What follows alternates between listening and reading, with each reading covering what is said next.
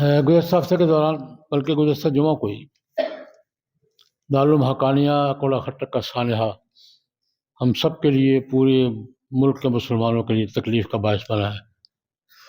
بہت بڑا ادارہ ہے، ہمارے پاکستان کے بڑے تعلیمی اداروں میں سے 4-5 بڑے جو تعلیمی ادارے ہیں ان میں سے ایک دارالعلوم حقانیہ۔ شیخ الحدیث حضرت مولانا عبدالحق صاحب رحمۃ اللہ علیہ، ان کے بعد حضرت مولانا سمیع الحق شہید رحمۃ اللہ علیہ، ادارہ بھی ہے اور تہذیبی فکری مرکز بھی ہے۔ صرف تعلیم نہیں ہے، تہذیبی بھی فکری مرکز بھی ہے، اور پورے علاقے پر اس کے اثرات ہیں، بلکہ اس کے اثرات تو وسطی ایشیا کے ممالک تک ہیں۔ وہاں آج کی جو پراکسی صورتحال چل رہی ہے ہماری، اللہ پاک ہمیں ملک پہ رحم فرمائے، اللہ پاک ملک پہ رحم فرمائے، قوم پہ رحم فرمائے۔ اس وقت ہم پراکسی وار کی پوزیشن میں ہیں، جس المناک مرحلے سے ہم دوچار ہیں، سچی بات بہت ڈر لگتا ہے۔ اور اللہ پاک سے ہم نے اللہ سے عرض کریں، یا اللہ مہربانی فرما، کرم فرما۔ ہم بیرونی مداخلتوں کے بھی شکار ہیں، اندرونی خلفشار کا بھی شکار ہیں، کوئی پتہ نہیں کدھر سے کون سی چیز آ رہی ہے، کیسے آ رہی ہے۔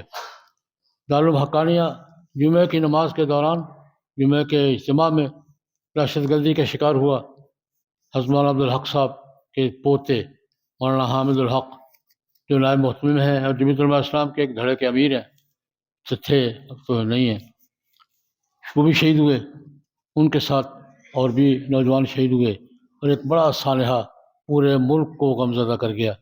میں اپنی طرف سے بھی اور اپنے ساتھیوں کی طرف سے بھی اس دہشت گردی کے واقعے کی ہم سب مذمت کرتے ہیں، ہر ایک شریف تو آدمی مذمت کرے گا، لیکن گزارش یہ ہے کہ یہ سوال کس کے لیے ہے؟ سب کچھ کے باوجود اتنا بڑا سانحہ ہو گیا ہے، اس کی ذمہ داری کون اٹھائے گا؟ اگر کسی کی ذمہ داری تو ہے نا،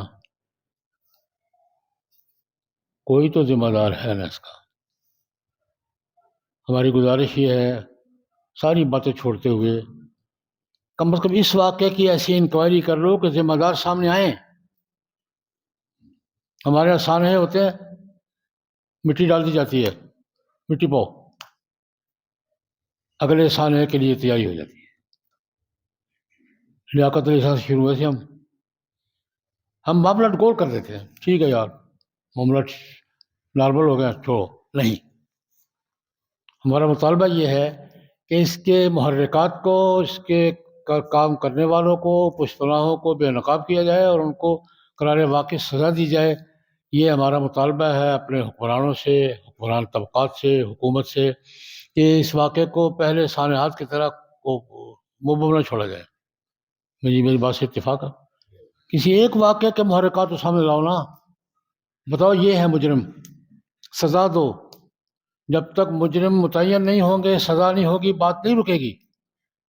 اس لیے ہم شہداء کے درجات کی بلندی کے لیے دعا گو ہیں، اللہ پاک ان کے درجات جنت میں بلند سے بلند تر فرمائے، اور ہمیں پاکستان کو امن نصیب فرمائے، سلامتی استحکام نصیب فرمائے، اور ہمارے قوم کے تمام طبقات کو بھی اور حکمرانی کے تمام اداروں کو بھی اپنا اپنا کام صحیح طریقے سے کرنے کی توفیق عطا فرمائے۔ اللہم صلی اللہ علیہ وسلم۔